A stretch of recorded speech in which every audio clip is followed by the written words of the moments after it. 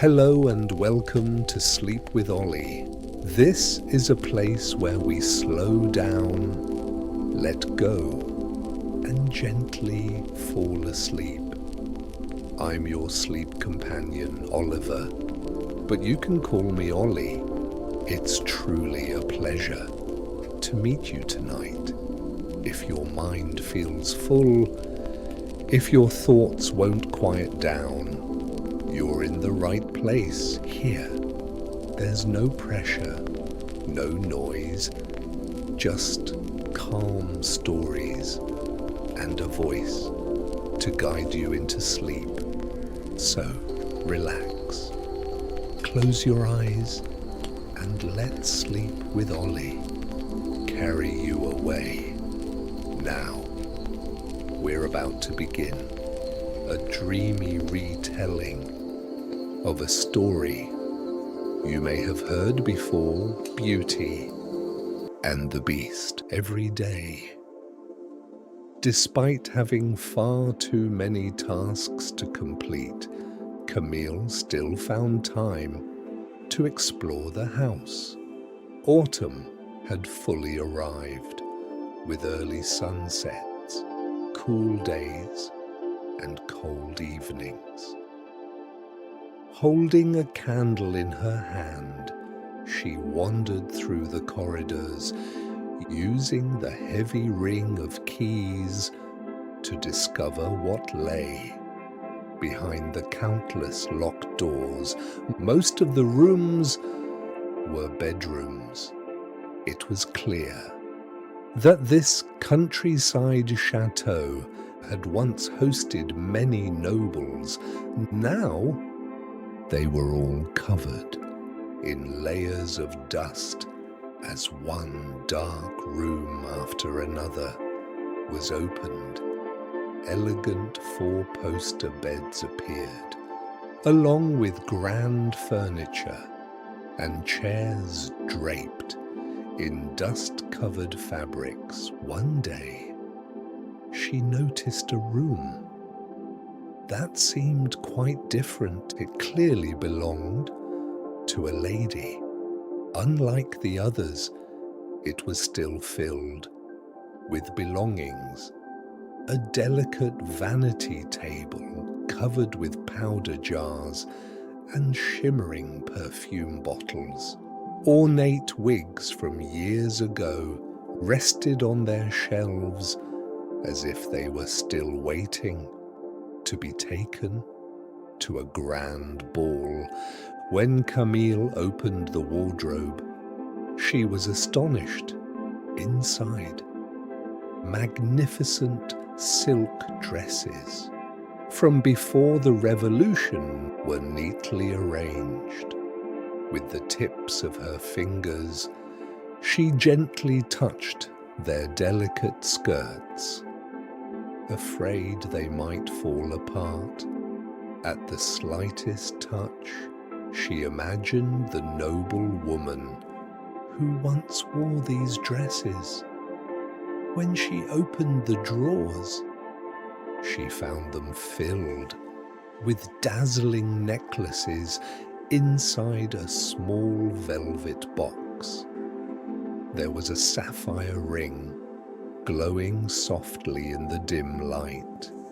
She closed the box and quietly shut the drawer.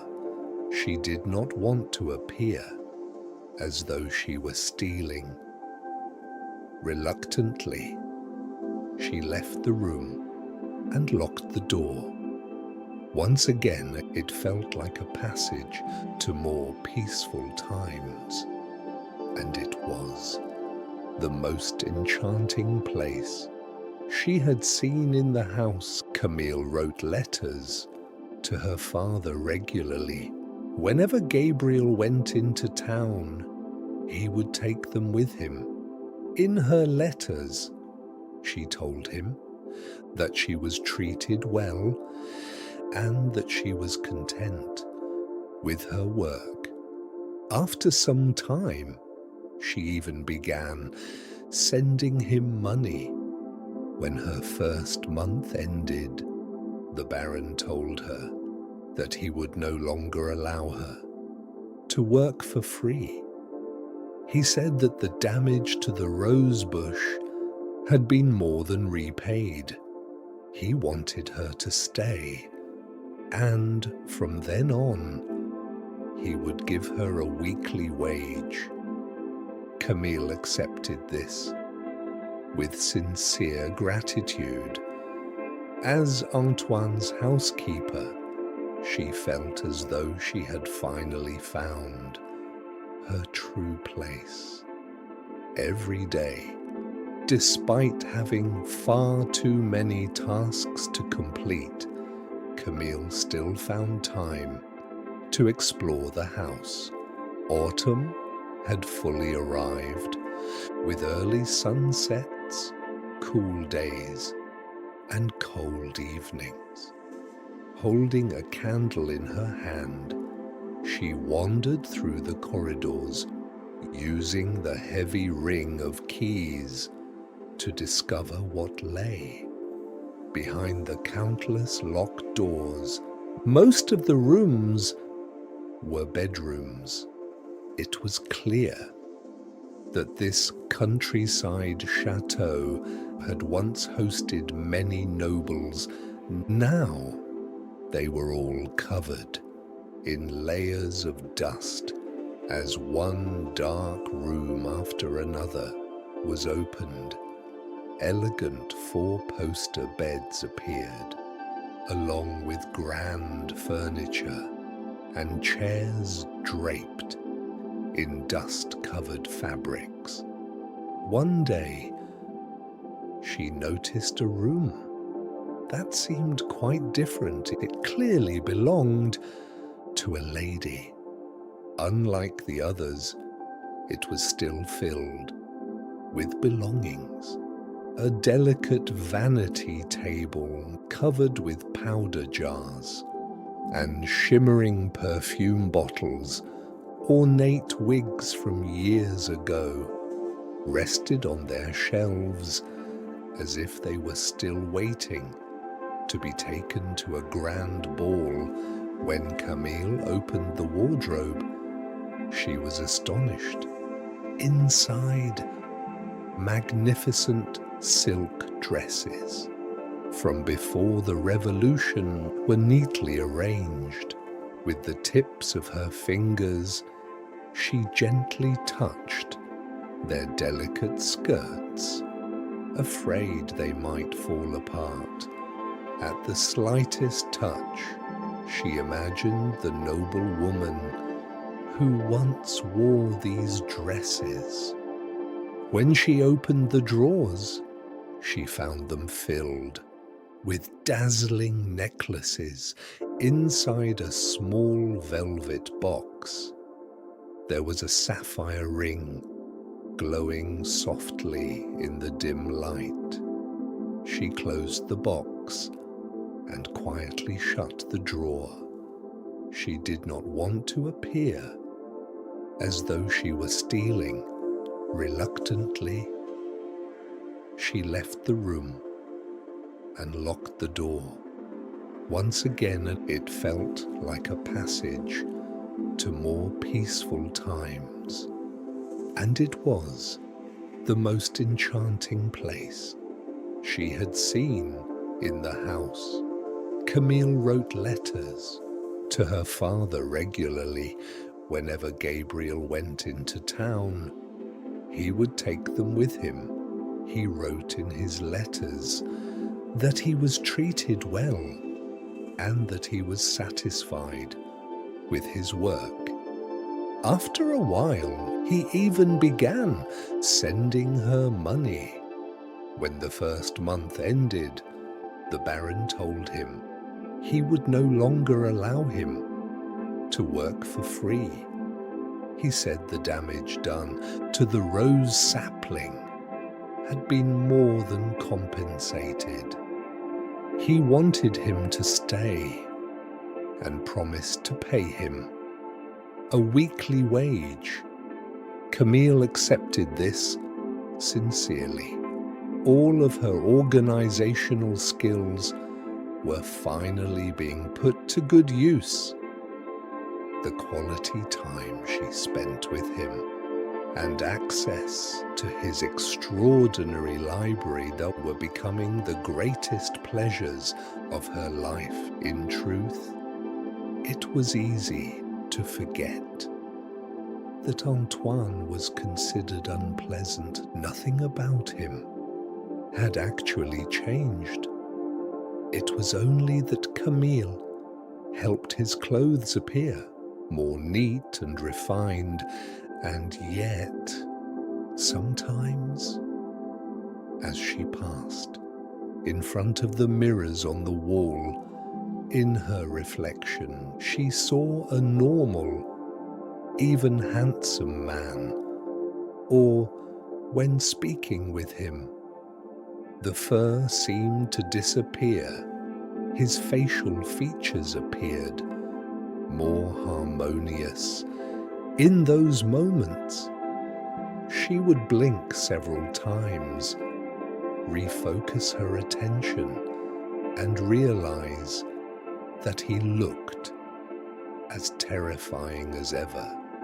Perhaps the dark magic of the chateau was playing tricks on her mind from time to time. A beggar would come to the door, carrying the harsh winter wind on his back, unaware of the chateau's dark reputation.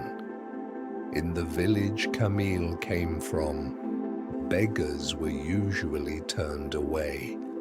They received almost no help at all.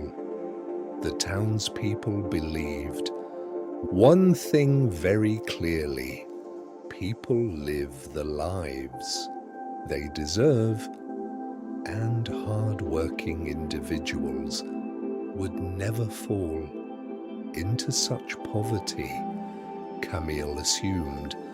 Antoine would dismiss them as well, but on the contrary, he insisted that they be given generous money before they left. Unable to hold back her curiosity, Camille finally asked him why he showed such kindness. After all, no one living nearby had ever shown him even the smallest act of goodwill. Once again, he spoke of a great philosopher he admired. This time, the name was Aristotle. The mark of a truly noble person is that they do not seek kindness from others, but are always ready to offer kindness themselves, he said. Then, in a slightly sorrowful voice, he added, I too must learn to become more noble, because what I have become is the result of my past life. At that moment, Camille could not get any further explanation from him, but she deeply longed to understand what had truly happened to Antoine. That evening, in the dining room, glowing with candlelight, they shared a pleasant conversation. Before them stood a satisfying winter meal, and it was then that Camille gathered her courage and asked, how did you come to be so alone in this chateau? Antoine hesitated. He took a deep breath, leaned back in his chair, and after taking a long sip, he began to speak. Years ago, I lived here with my mother. My father died when I was young, and that is how I became the lord of this place. I loved my mother dearly. She was beautiful, both inside and out. She was always the joy of any room she entered, and yet she managed to remain kind to everyone. The rose sapling your father damaged, it belonged to her. Antoine paused for a moment. It was clear he was uncomfortable. Then he continued. When my mother fell ill and died, I was left here on my own. And I must confess, I did not live well. I was inexperienced and foolish. I spent the family fortune on extravagant things and meaningless parties. I neglected the chateau, ignored my debts, and treated my servants poorly. Without my mother's good influence, I drifted into a life of corruption. I was of no use to anyone, not even to myself. One night, my servant told me there was a woman at the door. She was begging for food and money, and I was in the middle of a grand party. I did not wish to deal with her. I ordered that she be told to go and find work. Antoine's face tightened. He was clearly in pain from his own words. Before the servant could send her away, the woman stepped inside through the doorway, and she told me that I was cursed by my own empty pride. She said I would spend my days alone and unloved, and that the secret to my salvation could only be found in humanity. Camille frowned. Humanity? What did she mean by that? Antoine shrugged.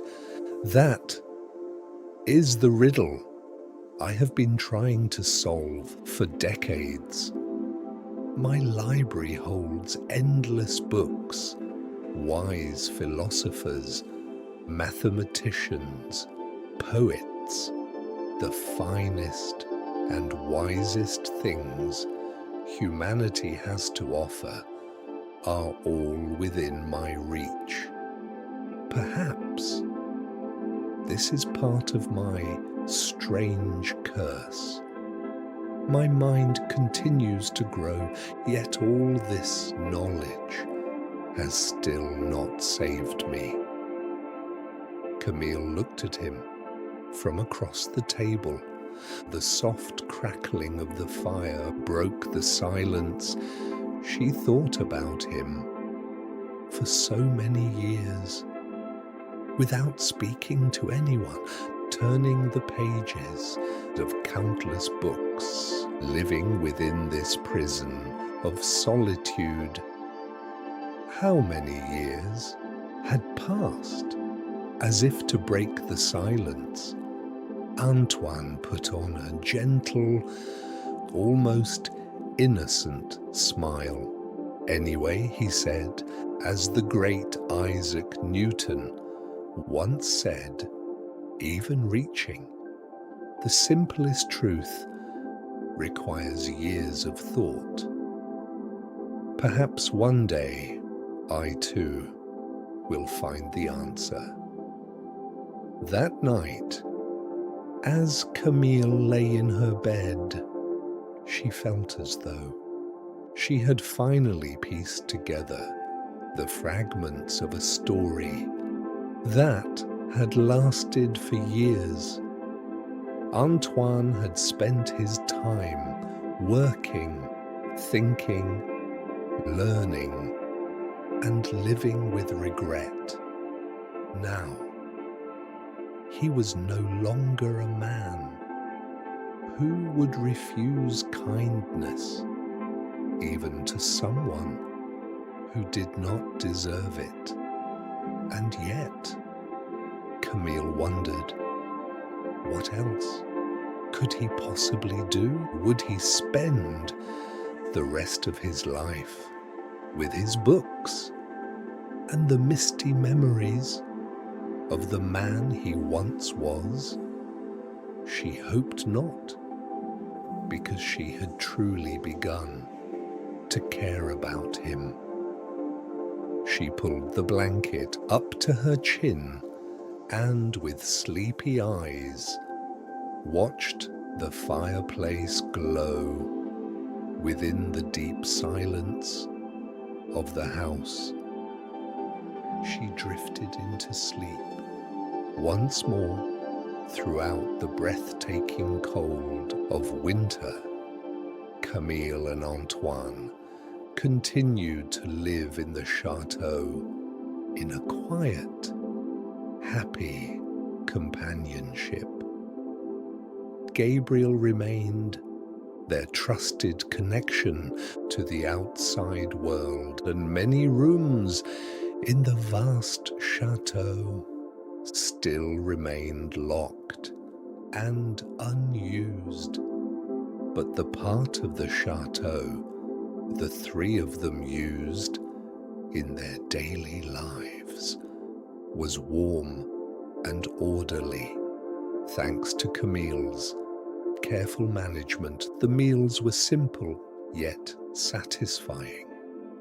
In the courtyard, dazzling piles of white snow rose high at times. The harsh wind howled through the abandoned corridors, but the inhabitants of the chateau remained by the fireplaces, immersed in their books. At last, the first signs of spring began to appear, and Camille received a letter. It was from her father. Plans had been made for her eldest sister's marriage, and the wedding would take place in just a few weeks. Her father asked whether the Baron might grant her permission to come. If he did, Laurent would come to the chateau to take her home. When Camille brought this request to Antoine, he closed his book and looked at her with a sincere smile. "Of course you should go," he said. "Stay as long as you need." As Camille thanked him, once again, she did not see a monster before her. She saw only a man. She blinked several times, trying to break the illusion. As she left the room, she hesitated for a brief moment, glanced back at him over her shoulder, and then left him alone with his reading. Her journey to her sister's wedding was calm. Her family welcomed her with curiosity and perhaps with a new sense of respect. They admired the elegant clothes she had bought with the money she had earned. It was clear that the money she had sent had helped support her sister's marriage. Though the wedding was modest, their family was no longer seen as poor. They were now considered more determined, more respectable. But Camille no longer felt as comfortable in her family home as she once had, even though she had spent all this time within the walls of the chateau. Her perspective had changed. Her world had expanded. As she sat by the fire with her sisters, she watched them focus on their small, trivial worries and felt confined. It was difficult to part from her father again, but as they said their goodbyes at the gates of the chateau, she also felt a sense of relief. She was ready to return to her own life as the lady of the house, yet her sense of happiness was quickly replaced by concern at the sight that greeted her upon returning to the chateau. Gabriel opened the door with excitement. He was truly glad to see her. Then he whispered quietly, "Nothing has been the same since you left.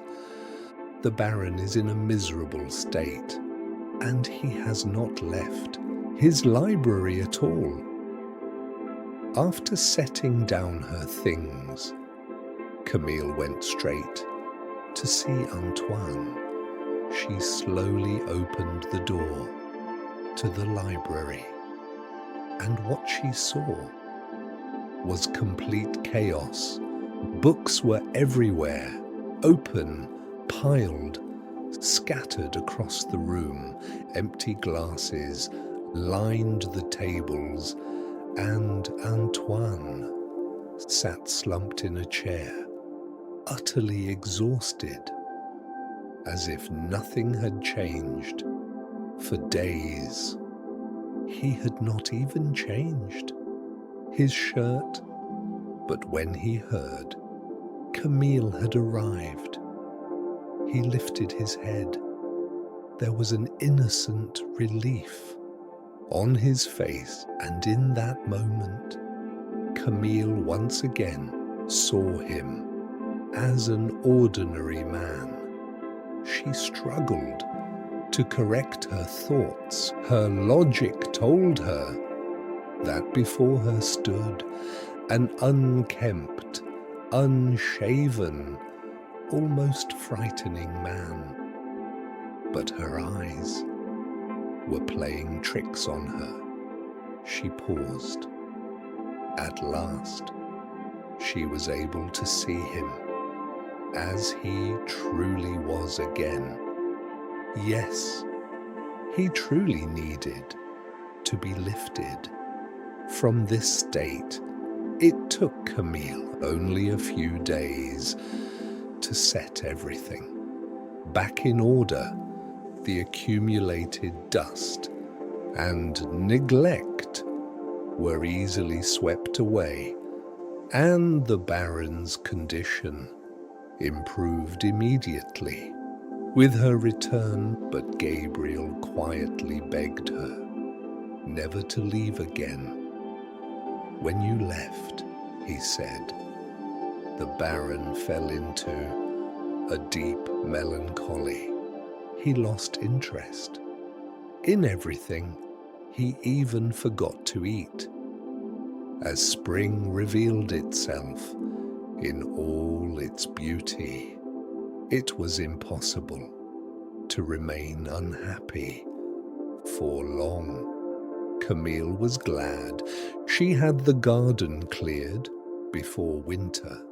The courtyard was breathtakingly beautiful. The plants that had been planted years ago by Antoine's mother were once again in their finest form. Flowers in every color of the rainbow bloomed gently The number of birds grew with each passing day, and in the mornings they sang sweet songs, as if inviting the inhabitants of the chateau out into the garden. Camille and Antoine began spending their afternoons reading beneath the pergola. Most of the time, Antoine would give Gabriel leave, allowing him to spend time with his friends, and Camille took great pleasure in opening the windows of the dark and gloomy chateau. The house was renewing itself, fresh air spreading into every corner. Life once again began to feel fresh and new. It was as if the entire chateau had entered a new chapter. As summer approached, Camille received another letter. This time, her other sister was to be married, and once again, she was invited to the wedding. Camille hesitated. She felt she should be with her family, but she did not want to leave Antoine alone. Once again, faced with this dilemma, she came up with a rather unusual plan. She suggested that Antoine come with her to the wedding. They could stay at a nearby inn. Antoine reacted with panic. "Have you not seen how people react to me?" he asked. Camille had expected this. Calmly, she explained, "My village is far from here. No one there will have heard anything about you." But in truth, Camille no longer saw him as frightening. She saw only the knowledgeable and kind man she knew, and she believed others would treat him fairly. The idea of a lord attending a village wedding no longer seemed strange to her, because Camille no longer saw him as a monster, nor even as a baron. At first, Antoine resisted. He refused. But Camille said she would not go without him. Faced with the possibility of her missing her sister's wedding, Antoine finally agreed. Still, he was far from happy about it. As the plans were made, he remained in a dark state of mind, but Camille was determined. She sent Gabriel to the tailor in town. She ordered a new, well-cut suit for Antoine. She had long noticed that he wore outdated, overly elaborate clothing, whereas the new fashion was simpler and more refined. What suited him was a more dignified appearance. The preparations were completed. At last, the day of the journey arrived.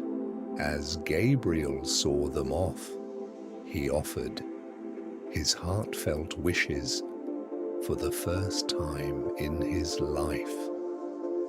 He was watching the Baron leave the chateau, and he promised to take care of everything until their return. The journey passed quickly. By carriage, the distance was covered in just a single day. And what a beautiful day it was. Summer had begun to reveal itself. Nature was alive and full of energy. As the carriage moved along the forest road, the sunlight filtered gently through the leaves of the trees. Bright beams of light illuminated the path ahead, and the breeze whispered softly in their ears. At first, Antoine was silent, as if he was still resisting the reality of being among people again with Camille. But after a few miles, he began speaking about a book Camille was reading, and before long, they returned to their usual lively conversations. Camille smiled to herself as she was watching the best parts of him come to life. When she looked at him, she could almost believe that a handsome man was sitting beside her. Pleased by this thought, she did not want to break the spell. But of course, the journey came to an end. Twilight fell.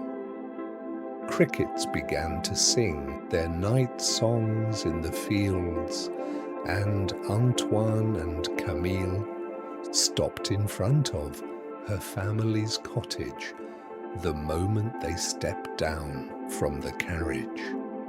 The whole family had gathered at the door. Her 4 unmarried siblings looked at them with curiosity. Laurent, however, composed himself.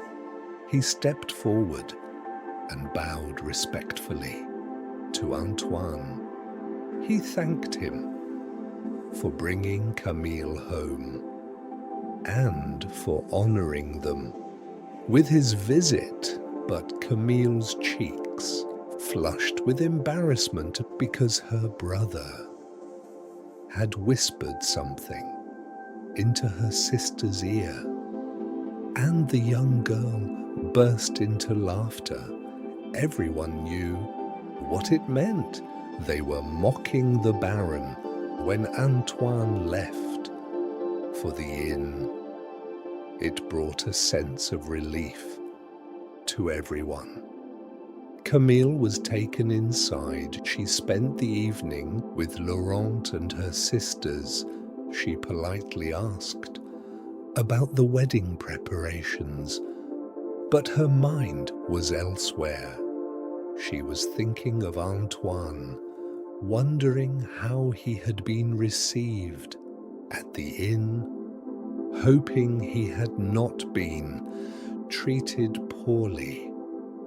That night, as she laid her head upon the pillow, he was the only thing on her mind, and she realized she was already looking forward to the day this wedding would end and they would return to the chateau, because now that place had become her true home, and that place, which had once seemed so gloomy, no longer felt that way. To her, the next day, when they arrived at the church, it immediately became clear that Camille's fears were justified. They sat quietly throughout the ceremony, but felt as though they were being watched the entire time. The small church seemed to grow even narrower under the weight of judging eyes. The celebration was held in the village square. The festivities were simple yet cheerful. Punch, cakes, and wildflowers decorated the scene. Women gathered in small groups, gracefully enjoying sweets.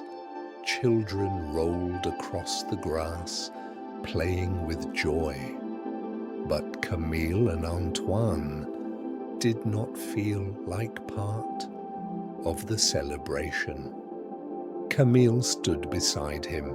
She nodded in greeting to the villagers who had once treated her kindly, but now those same people kept their distance, whispered among themselves, and cast knowing glances her way.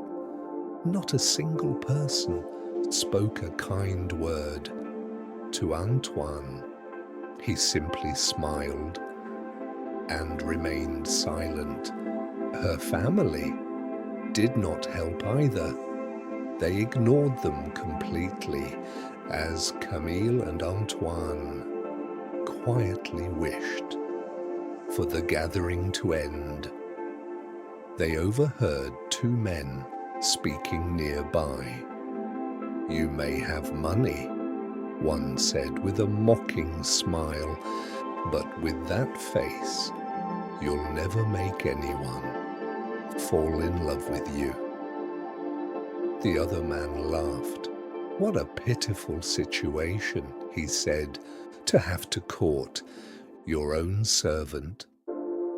Those words were the final straw for Camille. She set her glass down, walked into the center of the crowd, and spoke in a voice that everyone could hear. "I convinced the Baron to come here because I believed you were good people.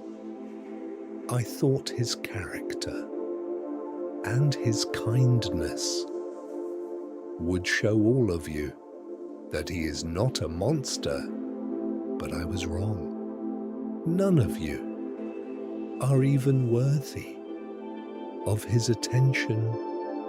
We will not trouble you any longer, but know this: Antoine is a better person than anyone here, and I would choose him over every single one of you 100 times. This is the truth." Silence fell over the entire gathering. Everyone looked at Camille in astonishment, then at Antoine, and back at Camille again.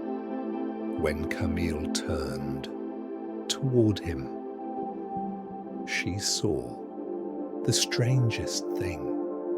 The person who had been standing there just moments ago was gone. In his place stood a handsome, dignified man, and he was smiling at her with gratitude, no matter how many times she blinked, no matter how hard she tried to focus. What she saw did not change. The excessive hair on his face, the exaggerated features, the large and coarse appearance were gone. Before her stood one of the most handsome men she had ever known. And this reality did not waver. Was this a shift in perception or the breaking of a spell?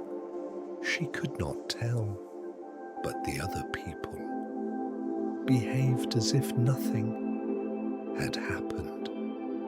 They greeted Antoine warmly and smiled at Camille, as though the humiliating moment from before had never occurred.